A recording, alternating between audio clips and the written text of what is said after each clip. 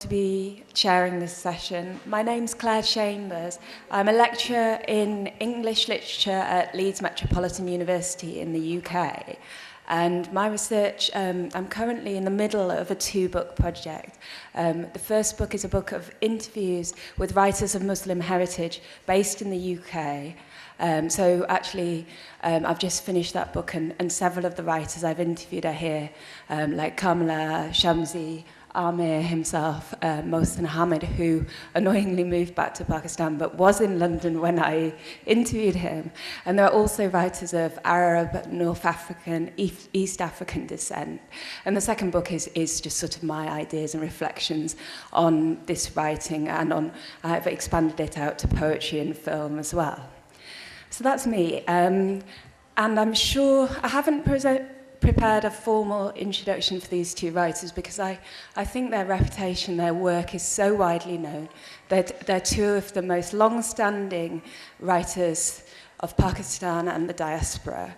So I'll start with Amir, who has recently been made a professor in Southampton University in the UK. So he's known not only for his wonderful creative writing, which I'll talk about shortly, but also for his critical and academic work. So to date, he has written 5 collections of short stories and 2 novels. Another Gulmohar Tree, which is a novella, a very beautiful novella, which I think, you must all go out. It's on sale in Liberty. And I'm one of the few people to have been privileged to read his full-length novel, The Cloud Messenger, which has all of Amir's trademark signature themes. It's highly literary novel, very transnational, and it really represents a culmination of all his work. So that's very exciting, and that's going to be published very soon in spring. And I would say that the other thing I'd like to say is about Amir's multilingualism. He speaks very fine Urdu, English, Persian, Hindi, French, Spanish, and Italian, and has a very wide following, particularly in Italy, where The Cloud Messenger has already been published last year. So the Italians know good literature when they see it.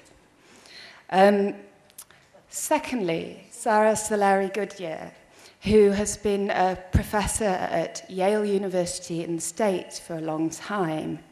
And she's, of course, best known for her groundbreaking memoir, Meatless Days, which I think we're going to be lucky enough to hear her read from later on. And her more recent, Boys Will Be Boys, which focuses more on her father, because her father said he was going to write a memoir himself about his own life called Boys Will Be Boys, and she liked the title, and she has written this in part in honour of her father, and to explore his character more fully than she had in Meatless Days. And her writing is characterised by humour, great erudition, a sort of non-linear structure, and great iconoclasm, irreverence, and brave, unafraid of speaking her mind. And that's how I found her in person as well these last 2 days. However, as an academic, I came to her first via her criticism, especially her pioneering the rhetoric of English India, and particularly her discussions of writers like V.S. Naipaul and Salman Rushdie really foreshadow the sort of debates that are only starting to take place in the academy in the last few years. Sarah wrote this in the early 90s, so she was decades ahead of her time. And our title today is Forgetful Memories, Chronicles of History, so I hope we'll touch on some of those themes to your satisfaction. Okay. So yes, I suppose we should start by talking about memoir, because Sarah, you have called your books memoirs, Meatless Days and Boys Will Be Boys. Amir, you do use some autobiographical elements, but yours is very definitely fiction. But I mean, even in memoir writing, a level of invention happens, doesn't it? So you can't remember exactly how conversations happened 30, 40 years ago. So there's an element of fictionalization there. So could you talk about the blurred boundaries between memoir and fiction writing?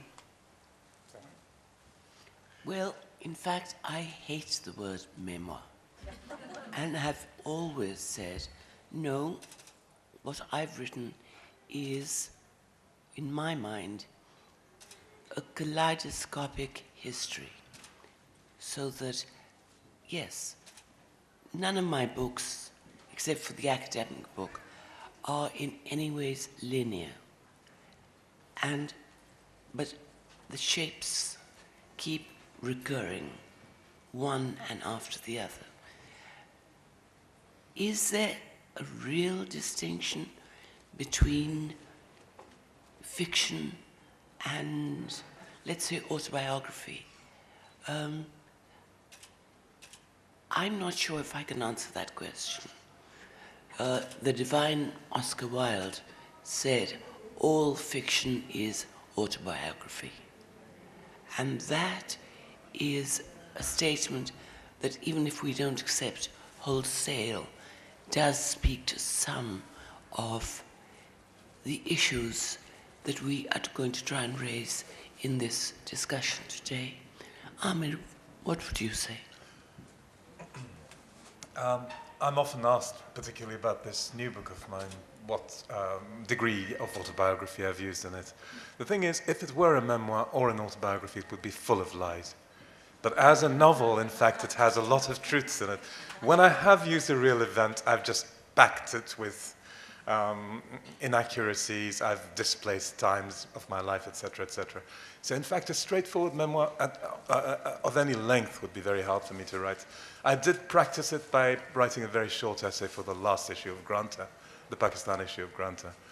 And I think 10 pages is about as far as I can go with trying to stick to the facts, though I did try very scrupulously to do that.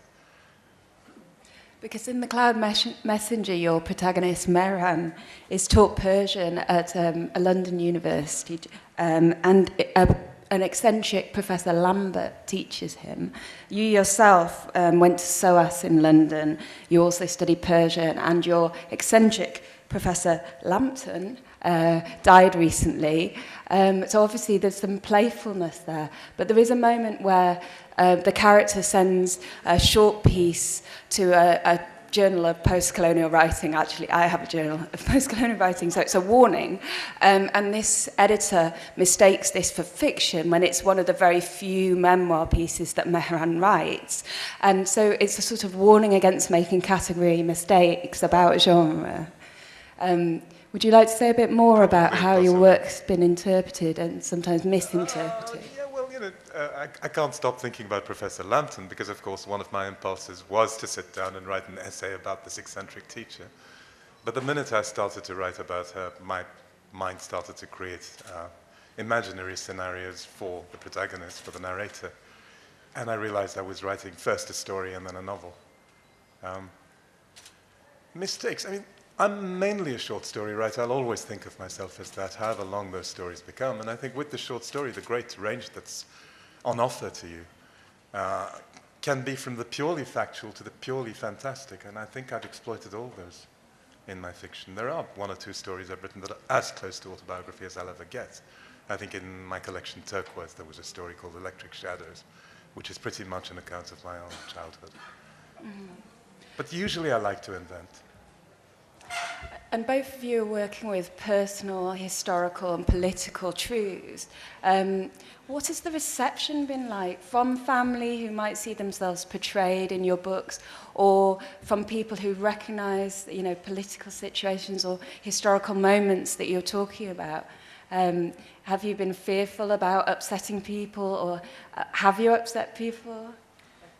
I can respond to that by saying, when my father read Meatless Days, all he said to me was, on Judgment Day, I shall say to God, be merciful, for I have already been judged by my child. And when I repeated that to a colleague of mine. He said, "That's the best line in the book." So there is that level of personal response, which you have to take all the responses that you get. There's no getting away from the fact, if you put a work out into the world, it belongs as much to the reader as it does to you. When Boys Will Be Boys was published, I call it a daughter's elegy, and there were several reviews that said, "How dare this American Pakistani," a phrase, in fact, I hate. I am Pakistani. I'm not an American Pakistani.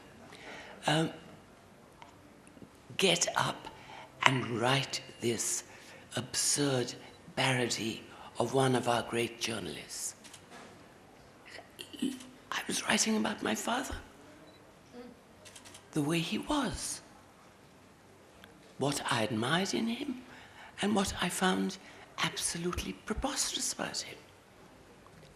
And I do think that is my right. I'm not going to keep my audience in mind before I choose either subject or the fear of offending people. I would not ever gratuitously offend someone, at least I hope I never have. But nonetheless, I can only write out to what my version of the truth is.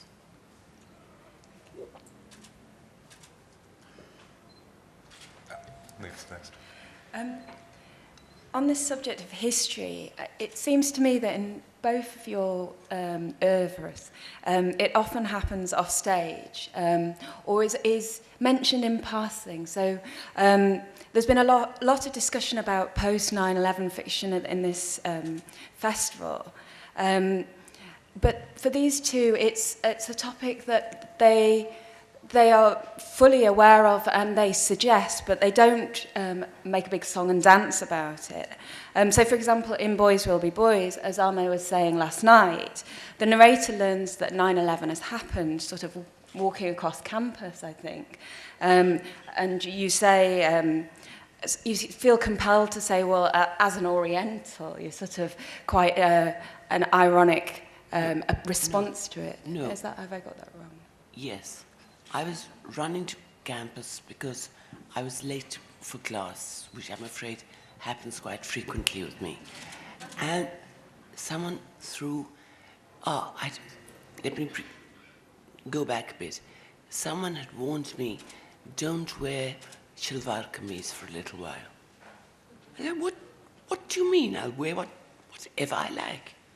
I was wearing shalwar kameez, trotting across the Yale campus, and someone threw a stone at me and said, "Get out of our country." At which point I said, "I'd love to, but I'm late for class." And that was it. So no, I never use the word Oriental. Okay.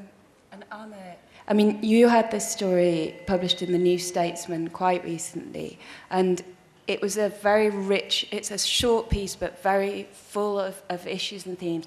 But what seemed to get pulled out by certainly the British response was to focus only on the political aspect of it. Mm-hmm. I think that is a fairly political story. And it's been translated into Urdu in the last issue of Dunya Azad as well, because it's set on the eve of the flood. But that was because I felt compelled by my own sort of inner trouble, I think, to write that story. But it is also a comic story, I hope. Mm-hmm. But I have written, I think, oblique comments on things like that, even on 9/11, if you like. I have a story called The Book of Maryam in Insomnia, which most people don't understand, but to me it's basically a comment more on the wars and what was happening and how intellectuals responded to that. And it ends with, I think, a prayer from the Quran, the Surah of Maryam, which is really about peace and childbearing. So, I mean, that's the way I respond, not in any kind of loud or aggressive manner, I think. And you were one of the first Pakistani writers to take on the issue of Iraq, and in the Book of Maryam, but also your children from the early 90s for the first Gulf War. 91. Yes. So really prescient stuff. Again, that was the way young students suffered during the time, or how they had to make choices of identity or place, or their position in the world, their situation. So it was always through the eyes of very ordinary people, I think, rather than the main players, or people who were directly affected. I also wanted to